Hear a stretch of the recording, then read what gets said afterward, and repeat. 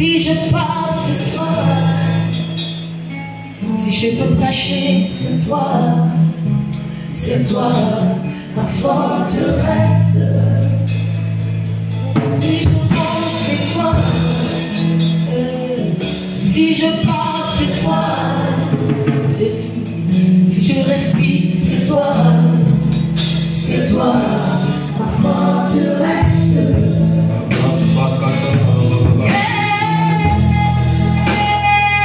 Les bras sont de la bouche.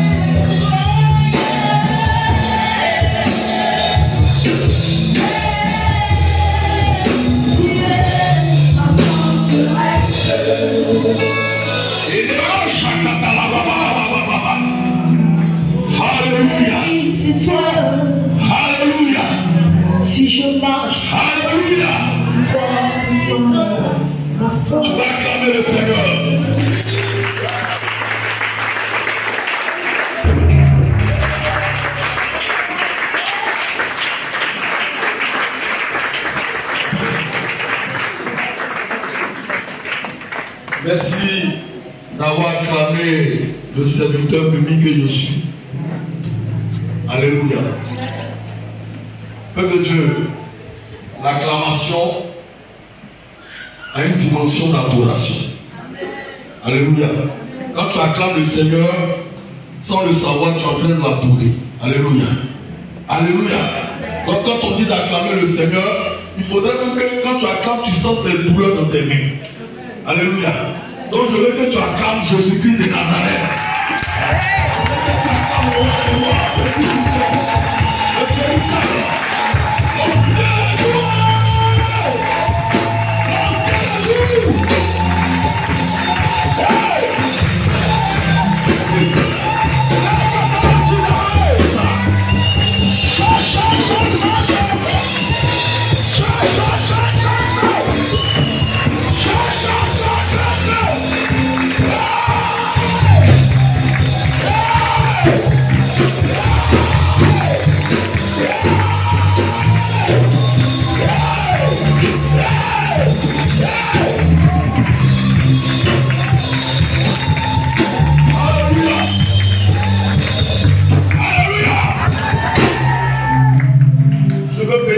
Seigneur, pour nos vies. Alléluia. Alléluia. Bien-aimés, ce n'était pas évident que nous soyons là. C'est une grâce. Et nous le savons bien. La grâce et la faveur imméritée. Alléluia. On ne mérite pas. Et puis l'Éternel permet. Dis à quelqu'un, l'Éternel permet. L'Éternel permet. Donc toi, quelque part, j'étais découragé. Il y a une partie de la Bible qui a... Quand j'ai lu ça, ça m'a tellement plu, ça m'a touché. Je crois que c'est dans Proverbe. Proverbe dit, un chien vivant est mieux qu'un quoi? Qu'un lion mort. C'est Ecclésiaste, merci maman. Un chien vivant est mieux qu'un lion mort. Quand le lion est vivant, est-ce que tu peux t'approcher de lui? Hein? Tu ne peux pas. Mais quand il est mort, il ne fait plus peur. La Bible nous dit un chien vivant. C'est-à-dire, je vais te dire, il y a des gens qui recherchent la vie que toi tu as. Donc c'est pourquoi quand tu as la vie, ne joue pas avec ta vie. Alléluia. C'est pourquoi quand tu as la vie, glorifie le Seigneur. C'est pourquoi quand tu as la vie, refuse d'être triste. Alléluia. L'Éternel nous a avertis. Il nous va connaître les épreuves, mais c'est pour un peu de temps. Dis à quelqu'un, c'est pour un peu de temps. Ce n'est pas pour tout temps. Alléluia. C'est pour un peu de temps. C'est pour un peu de temps. Toi qui traverses une situation actuellement là, l'Éternel m'envoie te dire ce matin, c'est pour un peu de temps. Regardez, quand tu traverses une situation et que tu l'expliques, il y a une joie qui t'anime. Et quand tu l'expliques, tu n'as pas l'expression de quelqu'un qui fait pitié. Parce que Dieu t'a permis de vaincre cette situation. Alléluia. C'est pourquoi quand tu la racontes et tu t'en mords, tu ris. Je me rappelle, il y a un groupe de Zoulou, Mali System. Mais quand ils sont venus raconter leur témoignage à la télé, un témoignage de galère. Mais quand lui-même qui racontait le témoignage, il racontait, il riait. Mais il riait parce qu'il sait que son terrain maintenant, c'est plus comme avant. Alléluia. Donc ce matin, je suis venu dire à quelqu'un, quel que soit ce que tu es en train de vivre, tu es dans le calendrier de Dieu. Alléluia. Amen. Quel que soit ce que tu traverses, l'Éternel dit, tu es son fils. L'Éternel dit, tu es sa fille.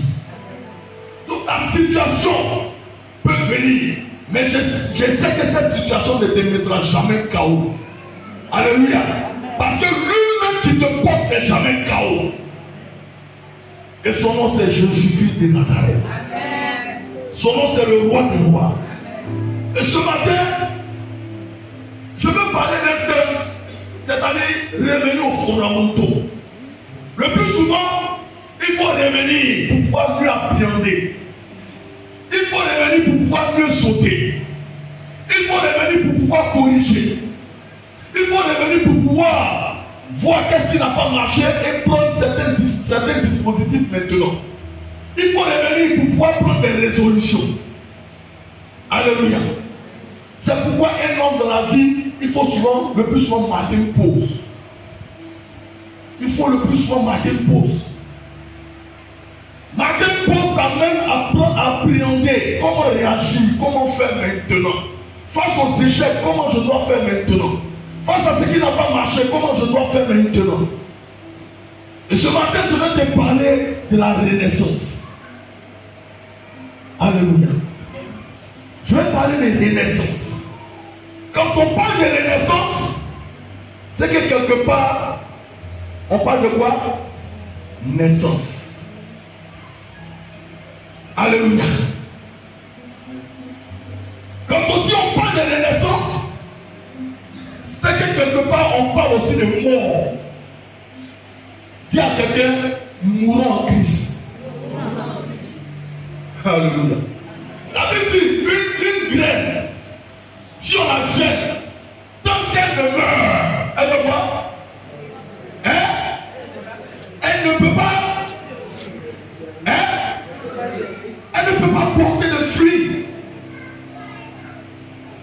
matin, je suis venu dire, tu représentes cette graine. Mais avant que tu ne meurs, il y a un processus. Regarde, quand la graine est jetée en terre, n'importe qui passe sur la terre. Alléluia. Et quand il marche pas sur la graine. Je te pose la question, est-ce que la graine se plaît? Quand tu marches sur cette graine qui a été jetée. Il n'y a pas de réaction. Donc nous, en tant qu'enfants de Dieu, nous sommes cette graine. Lorsque nous sommes jetés, il ne doit pas avoir de réaction. Mais quand cette graine commence à germer et qu'elle sort de terre, je vous pose la question, est-ce que les gens qui marchent mal sur cette graine? Alléluia. Hein? Les gens feront quoi? Attention maintenant à elle. Alléluia. Parce que lorsqu'elle est gênée, on ne la voit pas, on marche là-dessus. Mais maintenant, elle a commencé à germer, elle est sortie de terre. Maintenant que quelqu'un marche, il est obligé de passer à côté. Il est obligé de contourner. Alléluia. Et je t'annonce que c'est ta vie. Pendant que tu es en terre, il y a l'humiliation. Pendant que tu es en terre, il y a des foutaise sur ta vie. Pendant que tu es en terre, il y a des moqueries sur ta vie. Bien aimé. Mais je t'annonce, quand tu sors de terre, les gens feront attention à ta vie.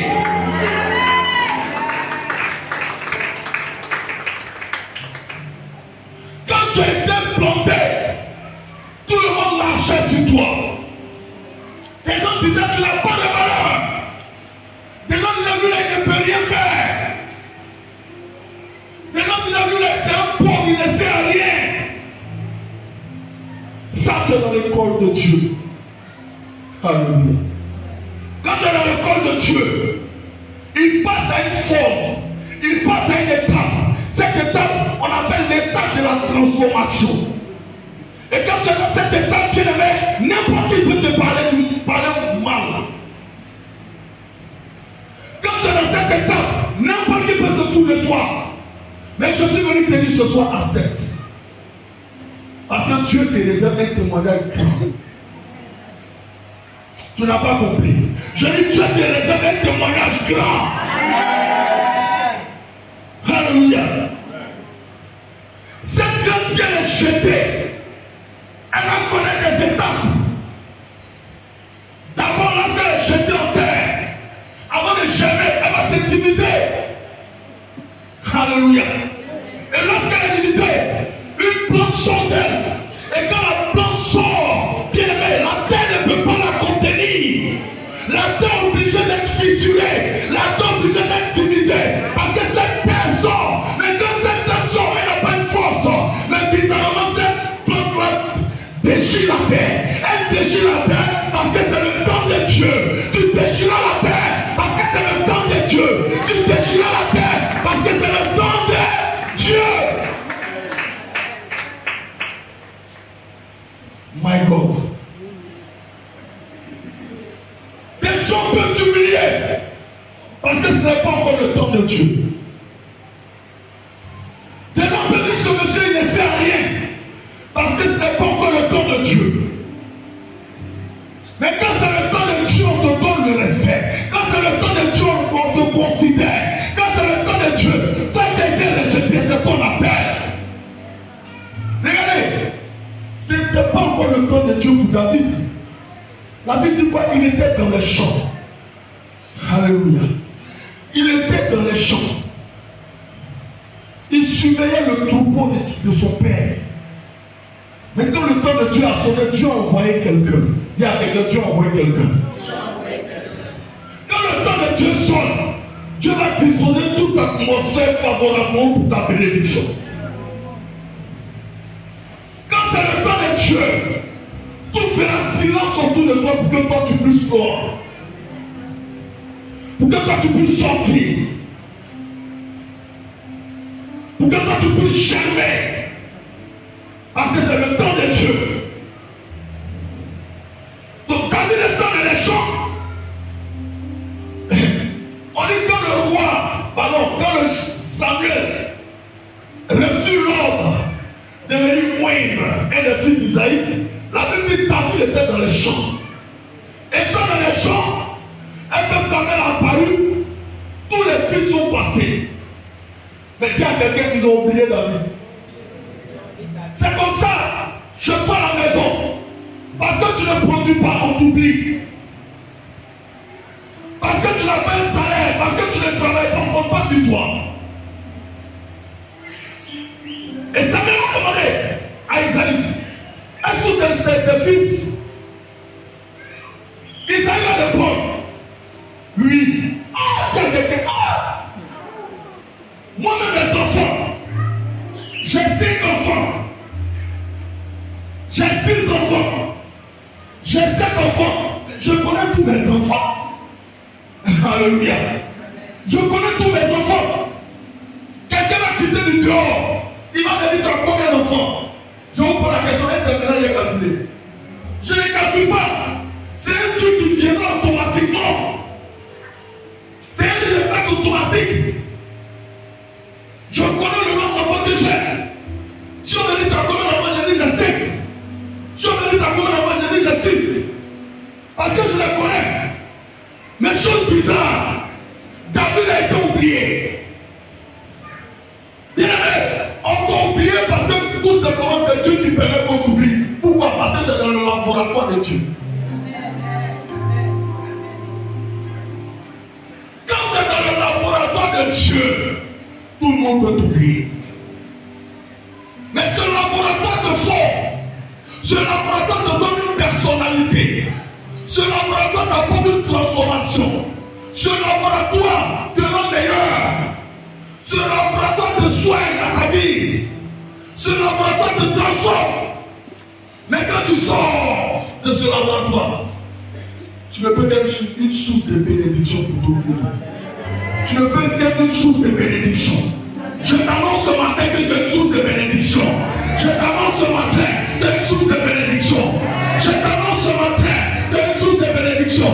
Là où on t'avait humilié, là où on t'avait abandonné, je t'annonce ce matin, bien aimé, c'est le temps qu'aille de Dieu où qu'on se rappelle de toi.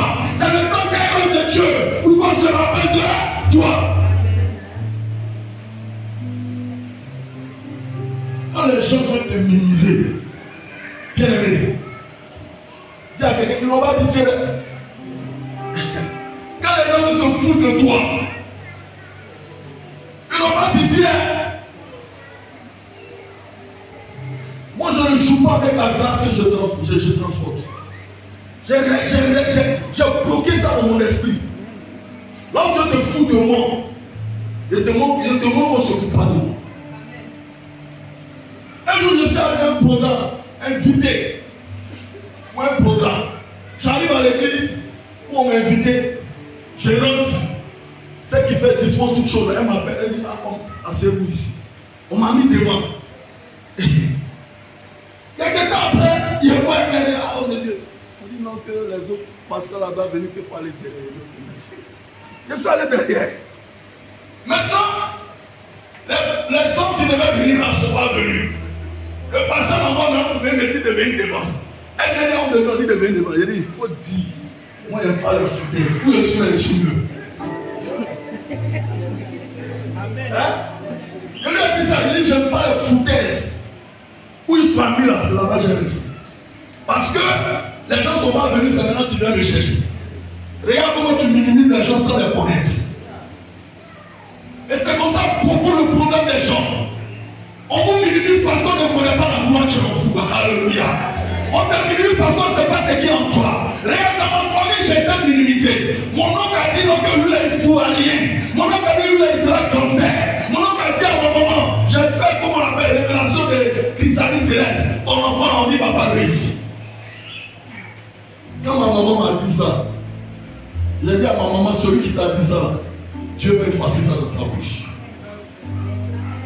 Je lui ai dit ça. Un jour, dis à quelqu'un un jour. Ce monsieur est tombé malade. Et quand il est tombé malade, lui qu'ils ont rejeté là, c'est lui qui sont allés appeler. Toi qu'ils ont rejeté là, c'est toi qu'on va appeler. Et moi qu'on a rejeté, c'est moi qui suis rentré dans son salon. Alléluia.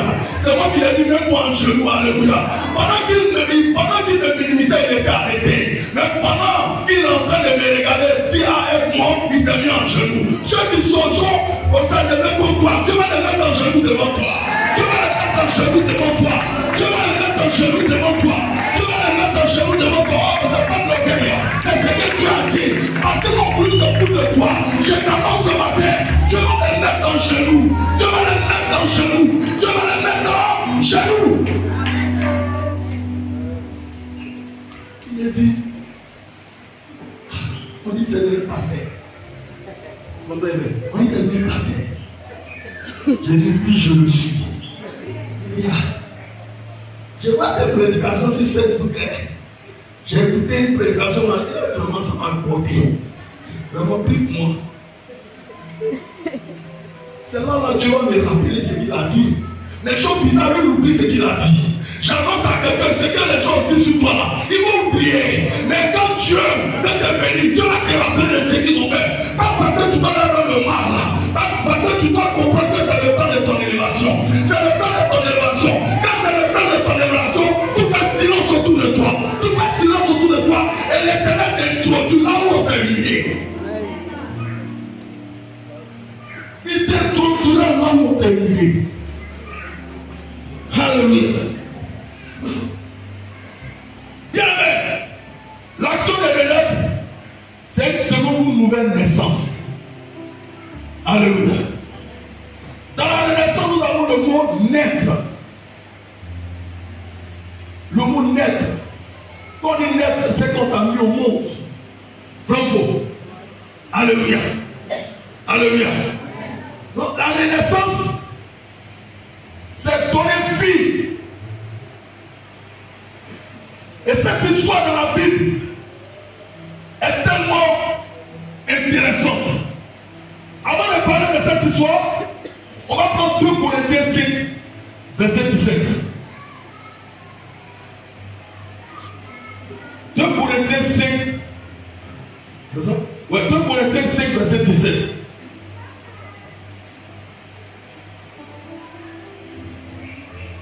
« 2 Corinthiens chapitre 5, verset 17. Si quelqu'un est en Christ, si quelqu'un est en Christ, il est une nouvelle créature. Il est une nouvelle créature. Les choses anciennes sont passées. Les choses anciennes sont passées. Voici, toutes choses sont devenues nouvelles. Voici, toutes choses sont devenues nouvelles. Alléluia. Dis à quelqu'un, voici, toutes choses sont devenues nouvelles. Bien aimé, celui qui est en train de parler ici, là, c'est Saul de Tarse, l'apôtre Paul. Alléluia. Qui autrefois avait un mandat pour persécuter l'église. Pendant qu'il était sur le chemin de la persécution, il va croiser le Seigneur qui va se révéler à lui. Et le Seigneur va lui parler. Et Paul, Saul de Tarse, va servir l'Éternel. Et après cette action, il va connaître ce qu'on appelle la transformation. Alléluia. Il va connaître ce qu'on appelle la renaissance. Sa vie antérieure, il persécutait l'église. Mais c'est le même que l'Éternel va choisir pour gagner l'église. Alléluia. Là où les gens sont persécutés, c'est seulement que Dieu va prendre pour venir te laver. Ceux qui t'ont humilié là, c'est que Dieu va choisir pour venir te laver. Alléluia. Et les choses anciennes sont passées. Toute chose est devenue nouvelle. Alléluia. Ici, Paul est en train de parler de sa conversion. En tant que chrétien, chacun de nous avions une vie dans le passé. Si moi je te raconte ma vie, si on va finir ici à cette heure. Mais quelque part où les gens ne pas fouer, quelque part les gens me disent c'est fini. Dieu me dit ce n'est pas fini. Alléluia. Ce n'est pas fini. Toi que les gens ont rabaissé, l'Éternel dit ce n'est pas fini. Pendant que Paul, son détasse, est choisi. Et quand il le choisit et il lui donne une mission. C'est pendant qu'il est en train d'accomplir sa mission que ceux qui persécutaient, regardez pour dire, mais attends, mais n'est-ce pas ceux qui nous persécutaient? Les gens écoutaient son message, mais les gens écoutaient avec méfiance. Parce que les gens disaient, mais attends, est-ce que ce n'est pas une autre ruse? Si à quelqu'un, ce n'est pas une ruse. Quand l'Éternel t'a choisi, t'a choisi. Quand l'Éternel a décidé que le sort tombe sur toi, le sort tombera sur toi. Toi qui on a dit que tu ne pourras pas enfanter, je t'annonce ce matin, le sort de l'Éternel tombe sur toi et tu enfanteras. Et ce que tu vas enfanter seront les enfants de gloire.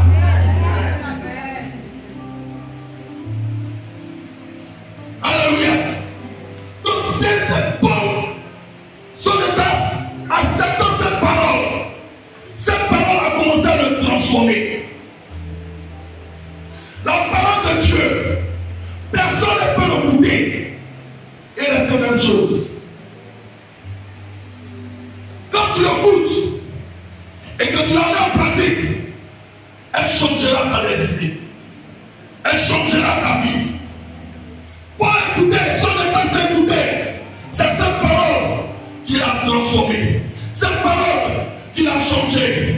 Et il peut déclarer, quand je regarde les choses passées, je les vois comme de la boue.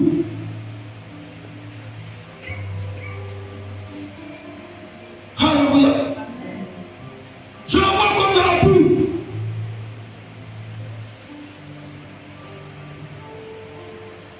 Qu'est-ce que tu fais? Qu'est-ce que tu fais dans le monde? Et tu continues toujours à faire encore pendant que tu es chrétien. Si tu continues encore à faire ces choses, je viens te dire ce matin que tu n'as pas encore connu la nouvelle naissance. Parce que quand Dieu te prend, quand il te transforme, il te transforme entièrement.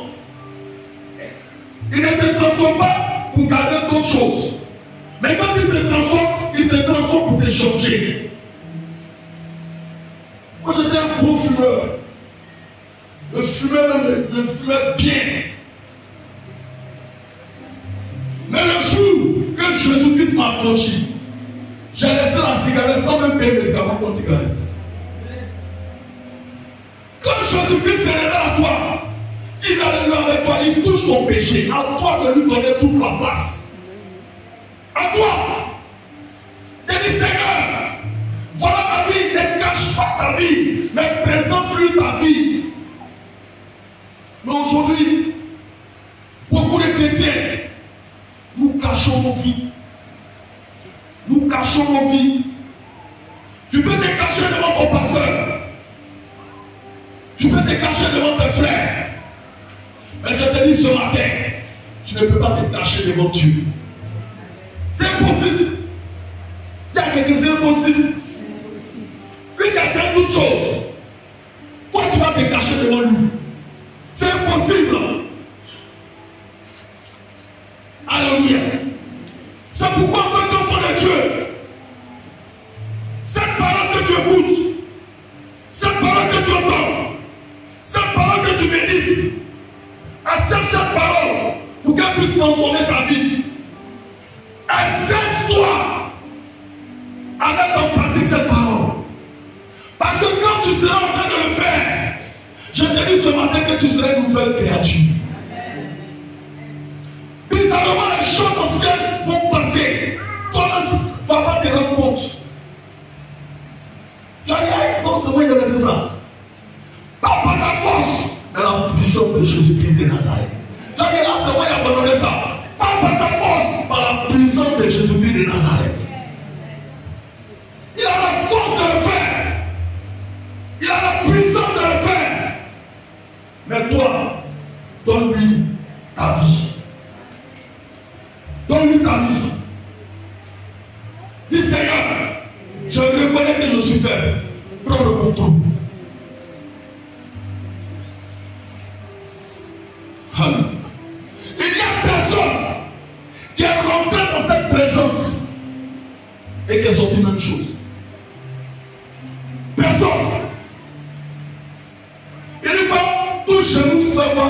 fléchira. Toutes l'autre feront quoi? Aux fesses. Parce que Jésus-Christ est Dieu. En tant que chrétiens,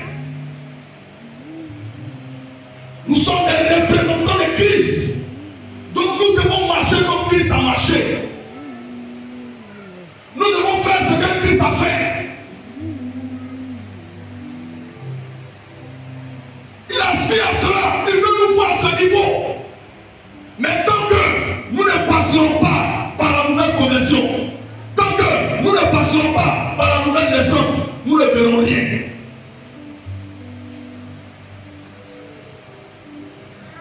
On va lire un verset et on va comprendre.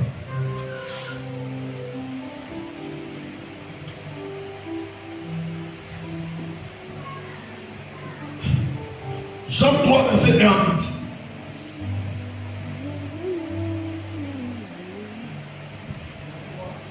Jean 3, verset 1 à 8.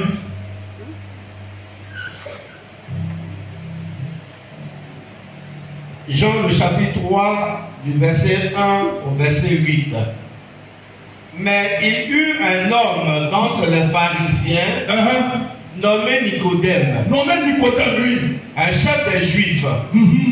Qui vint, lui, auprès de Jésus de nuit et lui dit, Rabbi, nous savons que tu es un docteur venu de Dieu. Yes. Car personne ne peut faire ces miracles que tu fais si Dieu n'est avec lui. Yes. Jésus lui répondit, en vérité, je te le dis, si un homme ne naît de nouveau, il ne peut voir le royaume de Dieu. Si un homme ne naît de nouveau, il ne peut voir. Comment est-ce qu'on comprend cette partie? Comment est-ce qu'on comprend cette partie? Mais quand je lis cette partie, je comprends que le royaume de vie, alléluia, la nouvelle naissance, pardon, est comme un fils. Je vais poser à quelqu'un. Je vais poser une question à quelqu'un. Est-ce qu'on se lève comme ça pendant en France? Même si tu as 1 milliard, même si tu as 20 milliards, est-ce qu'on se lève comme ça pendant en France? Au préalable, on fait quoi? Hein? On fait quoi? On fait quoi? Un fils. Ça veut dire quoi? Malgré ton argent, malgré tes richesses, tant que tu n'as pas fait tes papiers, tant que tu n'as pas fait pour avoir le visa, tu ne peux pas accéder, tu ne peux pas avoir accès en France. Tu ne peux pas. Malgré ton argent, malgré ta connaissance, avant de passer à l'aéroport, on contrôle ton passeport, on contrôle le visa. Si on a vu OK, on te laisse passer.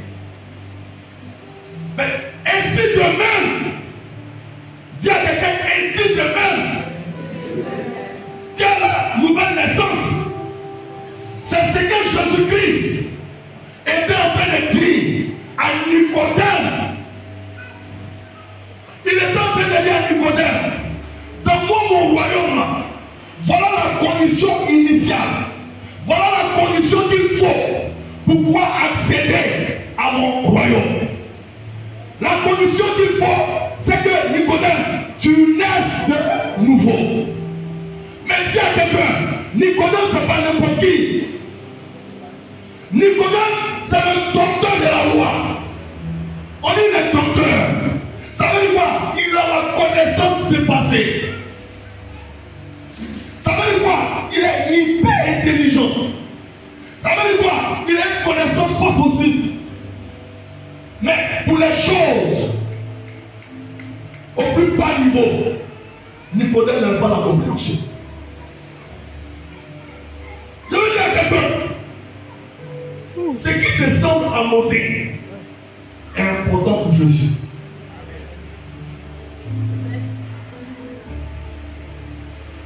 Ce qui te semble à monter est important pour Jésus.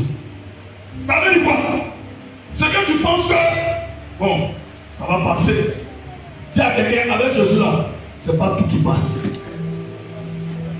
Nicodème se disait, oh tiens, mon niveau là, tiens, c'est un niveau dangereux. Jésus ne peut rien devant moi. Jésus ne peut pas me bloquer. Regarde, pour un petit truc là-bas, Nicodème ne connaît pas. Donc, à cause de ce qu'il ne connaît pas, lorsqu'il va mourir là, il ira où? En enfer. Parce que Jésus est clair. Il dit, pour hériter mon royaume là, il faudrait que tu remplisses la première condition. La première condition que tu dois remplir, c'est d'être né de nouveau.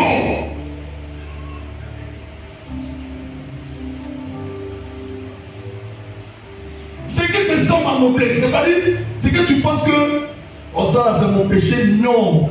Ça là c'est un petit truc. Dis à quelqu'un c'est pas un petit truc. Le retard, ça te semble anodin, mais c'est important pour Jésus. Tu es chrétien, et puis tu vas en boîte, ça te semble anodin, c'est important pour Jésus. Tu es chrétien, et puis tu parles à ton frère, tu parles à ta soeur, pour toi tu penses que c'est anodin. Dis à quelqu'un, c'est pas anodin, c'est important pour Jésus.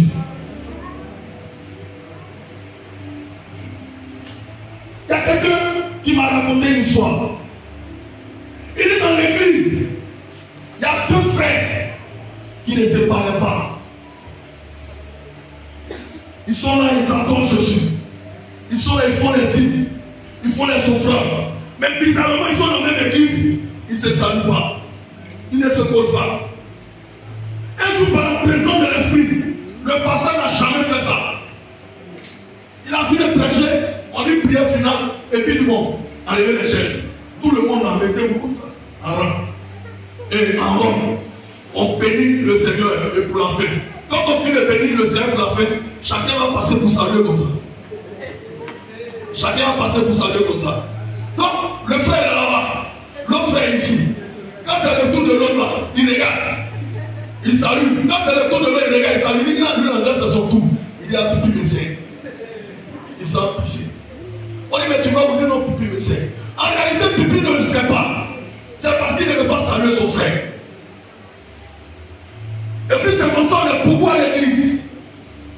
Quand on va se saluer là, tu regardes la soeur présidente, tu passes à gauche. Mais regarde ce que tu vas faire pour sa délivrance. Un jour, comment on appelle ça maintenant, à jamais. Liberté, le dernier pas qu'a fait des airs. Les deux se sont croisés là-bas, ok. Quand ils sont montés, il a parti, il n'y a pas monnaie. Même si tu associes, il n'y a pas monnaie. Il faut chercher. Le frère qui était assis, il a enlevé 400. Et il a enlevé 1000 francs. Il a mis 100 francs dessus, c'est 300. Il dit, t'es épais pour le frère qui est derrière là-bas. Donc ils ont encaissé. Il voit que bizarrement, on encaisse tout le monde, lui on encaisse pas. Il voit qu'on encaisse tout le monde, lui on encaisse pas. Il sait pas la question. Apprenti. Alors c'est bon, il était tombé. Après, ils vont payer pour toi. Dis à quelqu'un, ils ont payé pour toi. Ils ont payé pour toi. Et il dit qui a payé. La honte, il dit qui a payé. On dit c'est ton frère. C'est ton frère qui a payé. Il a assis, il est devenu petit. À la descente du bagarre, dès qu'ils sont descendus, le frère qui a payé est devenu frère tout. Il dit nous sommes des enfants de Dieu. C'est Dieu qui a permis cette situation pour tout le monde se aussi. Je ne peux pas rater cette situation. Je la saisis. C'est ça un enfant converti. C'est ça quelqu'un qui est né de nouveau. Quelqu'un de nouveau, il ne garde pas les choses dans son cœur. Quelqu'un qui est né de nouveau, quand c'est vrai, il te dit c'est vrai, puis il abandonne, il passe. Il ne garde pas les choses dans son cœur. On est à l'église, on garde les choses dans notre cœur. Regarde, tu as gardé les choses dans ton cœur, il garde, ça va te prendre.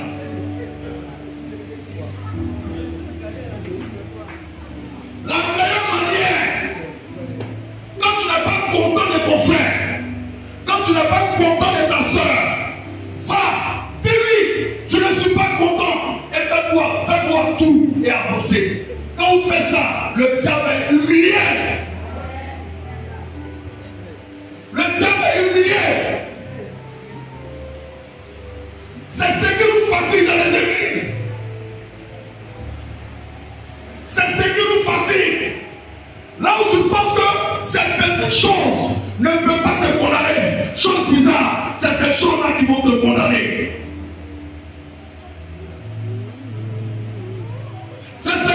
gens qui vont te condamner. Enfin, le Dieu, on dit Dieu, il a amour. Mais Dieu n'est pas sentiment. Dieu, il a amour. Mais Dieu, il n'est pas sentiment. Quand tu prends un acte, il te fuit. Si ce n'est pas bon, il te corrige. Il dit que la verge ne s'éloigne pas du Fils. Alléluia. Donc, Nicodème, pour lui, il s'est dit donc qu'il était qualifié d'office. Si à quelqu'un, il n'y a pas quelqu'un qui est qualifié d'office. Personne n'est qualifié d'office. Nous tous là, on travaille à notre vie. Paul nous a dit, il dit quoi? Je traite durement mon corps. Dis à quelqu'un, je traite durement mon corps. J'ai pas entendu. Je traite durement mon corps. De peur que ceux à qui j'ai annoncé l'évangile ne soient sauvés. Et que mon bon nom. Dis à quelqu'un, hein?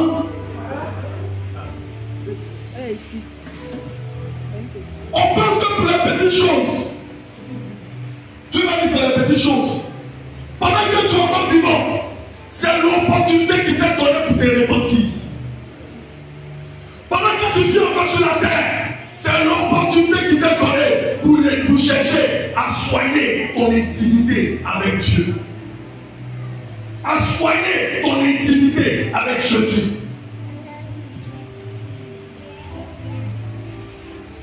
Dieu te garde parce que tu as un rôle à jouer sur la terre. Dieu te garde parce que tu as un travail à faire.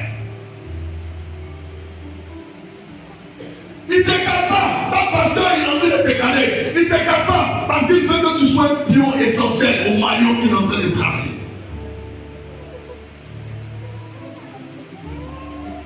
L'image du figuier, toi notre image, en fonction du figuier, on voit-il à travailler en notre vie.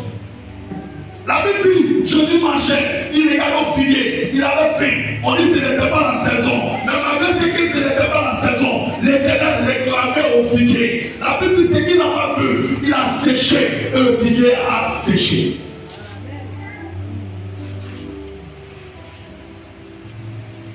Bon, j'ai compris par là que nous sommes utiles dans la maison de Dieu.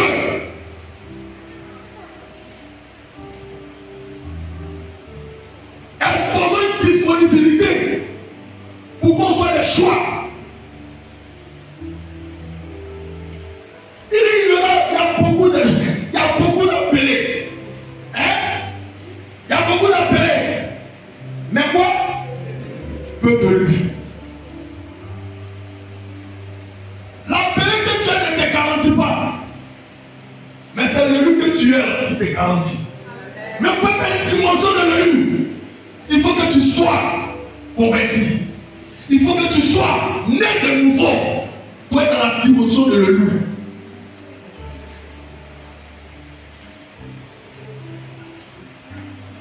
Alléluia.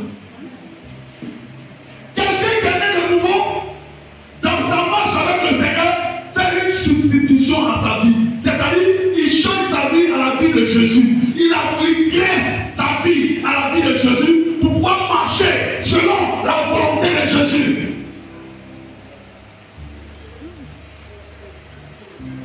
Ce qui s'est passé à Gethsémani, c'est une image pour nous, tous les chrétiens. Ça doit nous parler. Jésus arrivé à un moment, il a commencé à pleurer. On lui pleurait, il sentait la douleur de l'approche de sa mort. Il était en train de pleurer, il dit Seigneur, éloigne cette coupe de moi. Mais après, il a changé la dimension de sa prière. Dis à quelqu'un, il a changé la dimension de sa prière. C'est pourquoi tu peux changer la dimension de ta prière. Seigneur, au départ, je faisais selon comme je voulais. Seigneur, voilà comment je réagissais. Mais Éternel, maintenant je résous dans mon esprit que ta volonté s'efface dans ma vie. Que ta volonté s'efface. La Bible dit quoi? Quand l'Éternel a dit que ta volonté s'efface, Il y a quelque chose qui s'est passé. Parce qu'il est rentré dans la dimension de la volonté. Quand tu rentres dans la dimension de la volonté, l'Éternel envoie des hommes pour te donner un réconfort face à l'épreuve que tu vas traverser, face aux difficultés que tu vas traverser, face aux problèmes que tu vas traverser. Alléluia. Il y a une dame, elle était en prière, le Seigneur est venu lui dire, je vais t'enlever. Je vais t'enlever. Mais dès qu'elle a reçu ça, elle n'a pas paniqué, elle dit, Seigneur, que ta volonté s'efface. Elle a gardé ça pour elle. Et le Seigneur l'a enlevé. Et quand le Seigneur l'a enlevé, le Seigneur a fait visiter le paradis. Il a fait visiter l'enfer. Elle a visité toutes ces choses. Mais au départ, avant qu'elle les visite, elle vivait une vie, comme on appelle ça, à la désordre. Elle marchait comme elle marchait. Elle parlait comme elle parlait. Elle mettait à terre ce qu'elle pouvait faire maintenant. Quand elle a été enlevée et qu'elle a vu la dureté, qu'elle a vu la souffrance, elle dit en enfer, en entend qu'un seul cri. Ah! Quand elle a vu ça, elle a eu peur. Elle n'en entend qu'un seul cri. Le cri qu'on entend, c'est Jésus sauve-nous.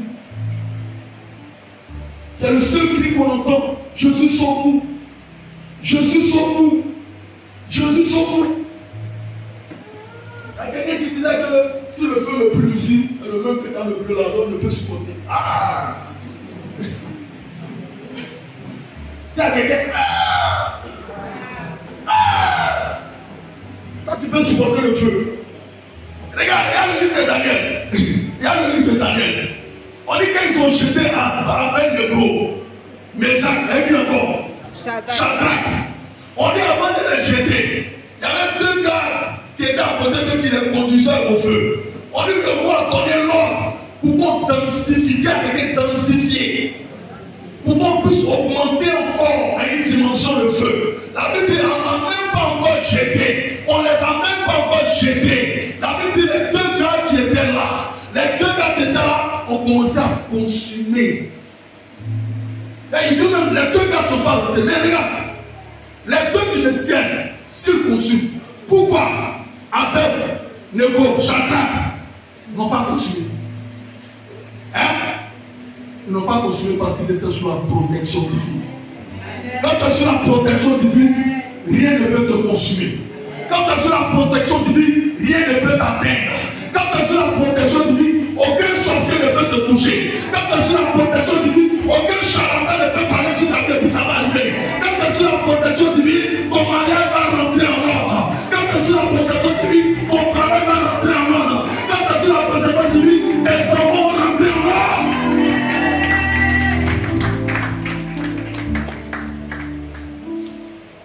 Ils vont rentrer en ordre. Parce que quoi? Tu es sous la protection divine. Tu es sous la protection divine.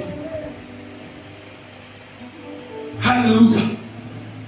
Alléluia. Père de Dieu, la nouvelle naissance, c'est le passeport, c'est le visa. C'est ce qui va te donner accès à rentrer dans la présence de Dieu. En tant que chrétien, aspirons à la maturité. Aujourd'hui, combien sont matures dans nos églises qui repartent la queue du soir par les séries télévisées,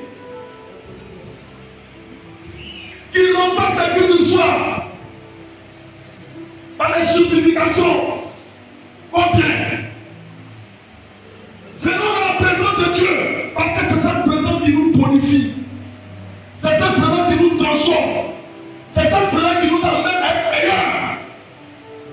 C'est cette présence qui nous transforme. Regarde, on prend les deux, on va les mettre dans le feu. Les gars sont même pas encore arrivés devant le feu. On dit eux-mêmes dans le feu les a brûlés. Et puis Abel, Shadrach ne sont pas brûlés. Ils ne sont pas brûlés parce que la main de Dieu est sur lui. La main de Dieu est sur eux. Quand la main de Dieu est sur toi, tu ne vas pas brûler. La Bible n'appelle pas conjuration ce que le monde appelle conjuration. C'est ce que tu dis là tout à l'heure. Un chrétien est de nouveau il a le langage de Dieu. Il parle comme Dieu. Alléluia. Je dis quoi? Si tu n'es né d'eau, si tu n'es né de quoi? D'esprit, tu ne peux quoi? Tu ne peux quoi? Voir. Tu ne peux voir la gloire de Dieu. Mais l'eau et l'esprit, c'est quoi? L'eau symbolise la parole. Alléluia. L'eau symbolise la parole. La parole et l'esprit. Les deux travaillent dans ta vie. Tu ne peux pas te produire des miracles. Tu ne peux pas te produire du fruit. La Bible dit l'esprit de Dieu se mouvait. L'esprit de Dieu se mouvait. Dans un bois, tohu-bohu. D'un mélangement. Mais la Bible dit, l'Éternel envoya sa parole. Donc l'esprit attendait le mécanisme. L'esprit attendait la parole pour pouvoir agir. L'esprit attendait la parole pour pouvoir descendre. L'esprit attendait la parole pour pouvoir travailler. Quand la parole était lancée, que la terre soit.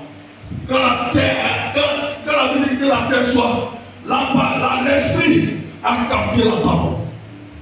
L'esprit a capté la parole. Et la parole a commencé à créer. La parole a commencé à créer. Que les lumineux soient, les lumineux étaient. Que le soleil soit, le soleil était. Que la lune soit, la lune était. Par ce mouvement, je t'annonce ce soir, je t'annonce ce matin, l'esprit est là. J'annonce maintenant la parole de la guérison. La parole de la guérison vient à toi et tu es guéri. La parole de la restauration vient à toi, tu es restauré. La parole des sagesse vient à toi, tu es sage. La parole qui change les choses, qui bouge les choses, qui transforme les choses, vient à toi et je vois ce mouvement agir. Regarde, toi quand tu disais que tu es stérile, la parole a un mouvement avec l'esprit pour te donner un enfant, pendant que je parle, mon corps est en train de bouger, pendant que je parle, ton corps bouge, pendant que je parle, ton corps bouge, pendant que je parle, le mouvement de l'esprit, le mouvement de l'esprit. Alléluia. Bien-aimé, ce qui nous semble anodin nous fait perdre de grâce. Ce qui te semble anodin, ça te fait perdre de grâce. Tu te dis, oh, on a qu'à remettre à t'aimer. La Bible dit, celui qui remet à t'aimer a malheur. En tant que tu vois quelque chose, fais-le. En tant que tu observes quelque chose, fais-le. Pendant que tu vis, tu n'es pas en contact avec quelqu'un. Tu n'es pas en bonne relation avec quelqu'un. Va vers lui, c'est lui-même, je parle de toi. Va vers lui. Alléluia. Alléluia. Alléluia. Alléluia. Père de Dieu. On va prendre Matthieu 17, verset 4.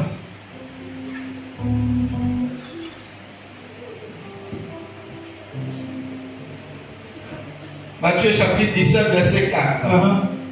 Pierre prenant la parole dit à Jésus, Seigneur, il est bon que nous soyons ici, si tu le veux. Je dresserai ici 3 tentes. Yes. Une tente, une pour toi, une pour Moïse et une pour Élie. Amen, papa. Amen. Regardez cette parole. Un chrétien qui est né de nouveau, il aime la présence de Dieu. Un chrétien qui est né de nouveau, il n'y a pas sur son portable pour dire les leurs. Allons à la maison. Un chrétien qui est né de nouveau, pendant qu'il occupe, il n'y a pas sur son portable sur Facebook. Regardez Pierre, né de nouveau, il n'aime pas s'en défaire de la présence de Dieu. Regarde, si tu te défais de la présence de Dieu, où tu vas gagner la vie? Cette présence donne la vie. Tu te sens mieux dans la paix de toi.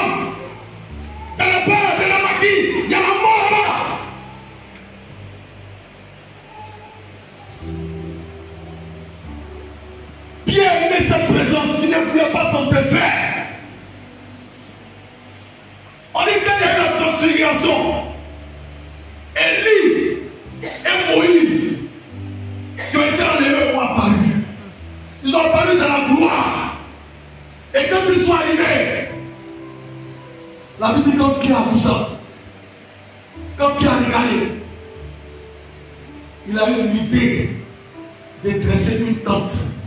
C'est-à-dire quoi? Il a eu l'idée de faire une maison. Et d'en faire cette maison et de permettre à ce que Élie et Moïse y habitent. Il ne voulait pas que cette présence-là disparaisse. Il aimait ça. Parce que cette présence était la gloire. Alléluia. Quand tu es dans la présence de Dieu, il y a la gloire. Quand tu es dans la présence de Dieu, elle transforme ta vie. Quand tu es dans la présence de Dieu, elle change ta vie. Quand tu es dans la présence de Dieu, elle apporte la force là où tu avais des faiblesses. Quand tu es dans la présence de Dieu, il prend toutes tes infirmités. Il est prêt. Là où tu avais des handicaps, il est prêt. Alléluia. Là où tu étais faible, il est prêt. Et il te donne sa force. Alléluia. Il te donne sa force. Il te donne sa force. Être né de nouveau, c'est accepter la volonté de Dieu dans sa vie. Être né de nouveau, c'est permettre au Seigneur de travailler ta vie. Être né de nouveau, c'est l'accepter. Oui, amen. Et ne pas omettre une de ses paroles, mais d'appliquer toutes ses paroles. Parce que ses paroles transforment. Parce que ses paroles donnent la vie. Parce que ses paroles donnent la santé. Moi, c'est une prédication que Jésus-Christ m'a guéri. Pendant qu'un homme de Dieu est en train de prêcher, j'ai été guéri. Dans sa présence, c'est la guérison. Dans sa présence, c'est la délivrance. Des gens qui étaient hantés par les maris de nuit, des femmes qui étaient possédées par les maris de nuit, ont été délivrées par la parole de Dieu. Cette parole est d'actualité. On est dans la puissance, elle a la force de séparer jointure moelle, ainsi qu'elle te part, ainsi qu'elle me part. La puissance de la parole, elle transforme la vie, elle change des dimensions. Quand tu t'accommodes, quand tu la prends, elle te rend meilleur.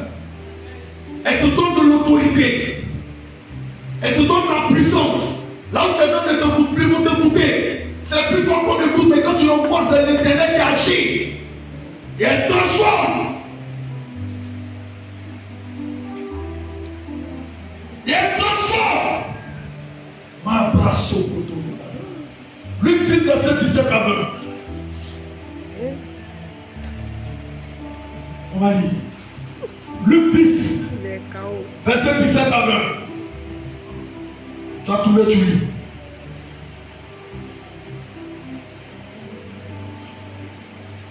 Allez. 10, verset 17 à 20. 17 à 20.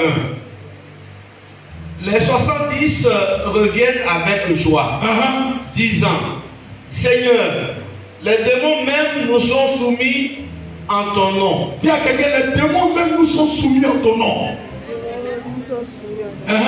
Jésus leur dit, je voyais Satan tomber du ciel comme un éclair. Je voyais Satan tomber du ciel comme un éclair. Voici, je vous ai donné le pouvoir de marcher sur les serpents et les scorpions et sur toute la puissance de l'ennemi et rien ne pourra vous nuire. Cependant, ne vous réjouissez pas de ce que les esprits vous sont soumis. C'est ça. Mais réjouissez-vous de ce que vos noms sont écrits dans les cieux. Acclame le Seigneur. Maranatha, Maranatha, Maranatha. Les gens commencent à dormir. Maranatha. Assieds-toi sur la tête de tes adversaires. Amen. Alléluia. Regarde. Cette portion de l'écriture là, elle touche mon âme. La Bible dit, après que Jésus soit allé à la transfiguration, c'est ça non? André. Regarde. Il a envoyé les disciples. Non, ça c'est pas le même verset. Il a envoyé les disciples. Il a soufflé son esprit sur eux. Quand ils sont partis, ils ont chassé les démons. Ils ont prié pour les malades sont guéris. Ils ont fait des miracles.